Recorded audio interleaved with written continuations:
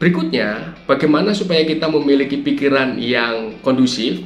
Kalau di dalam video saya yang kemarin adalah berpikir benar tentang diri sendiri. Di dalam video ini tadi saya sudah share mengenai berpikir benar mengenai kehidupan.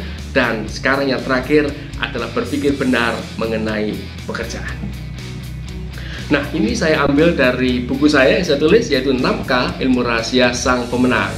Bagi kamu yang ingin memiliki buku ini, silakan segera baca di dalam deskripsi dan langsung WA saya untuk memesannya. Saya akan mengirimkannya buat teman-teman.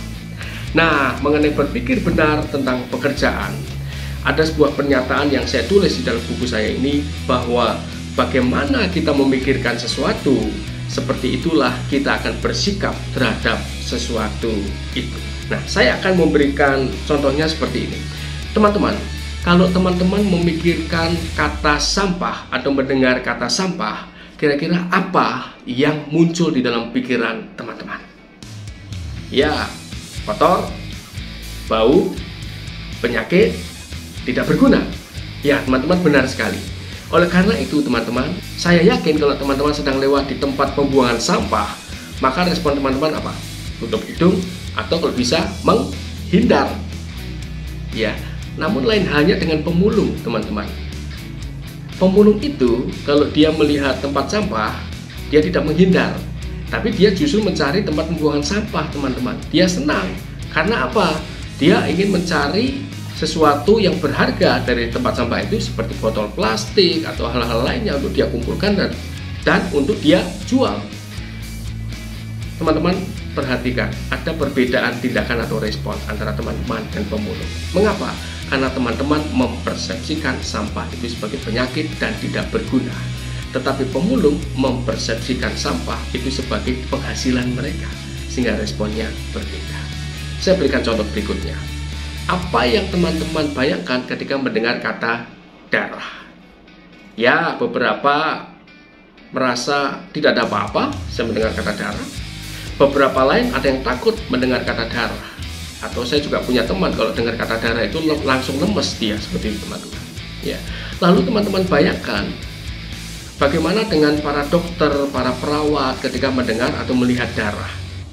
Tentu mereka tidak takut. Kalau mereka lihat ada pasien datang karena kecelakaan sehingga berdarah, yang mereka lakukan apa? Bukan takut atau lemes. Justru mereka dengan sigap kalau melihat darah itu memberikan pertolongan dengan cepat.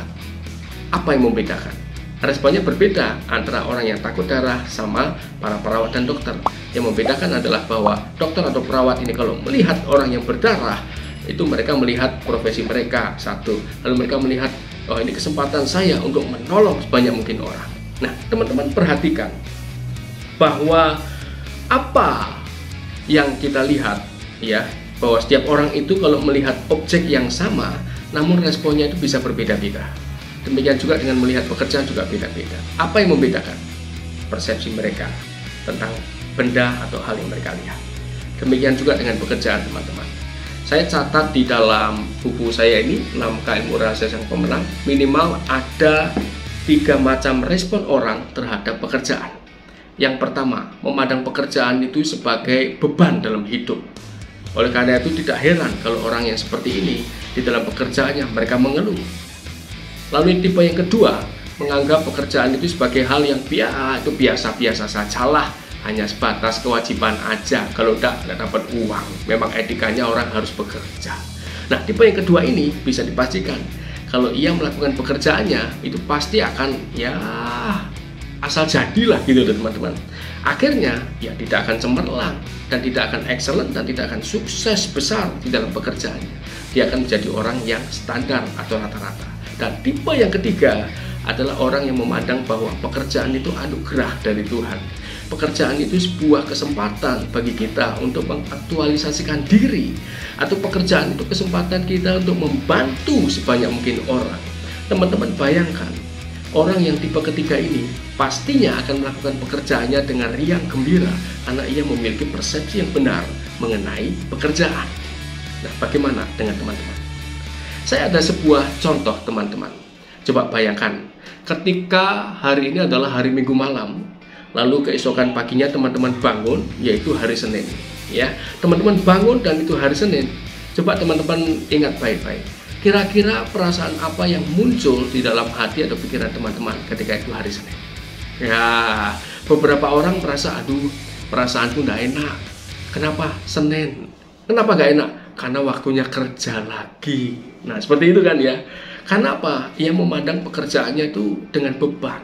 Coba bayangkan, kalau ini adalah teman-teman bangun itu di hari Sabtu atau Minggu, dan itu hari libur, dan hari itu teman-teman ingin bertamasya, misalnya sudah tidak pandemi, misalnya ingin piknik, ingin kumpul sama teman-teman, misalnya sudah tidak pandemi. Bagaimana perasaan teman-teman? Pasti senang. Nah, teman-teman, kondisi bangunnya kan sama, tapi perasaannya berbeda. Apa yang membedakan? Persepsi kita tentang hari itu.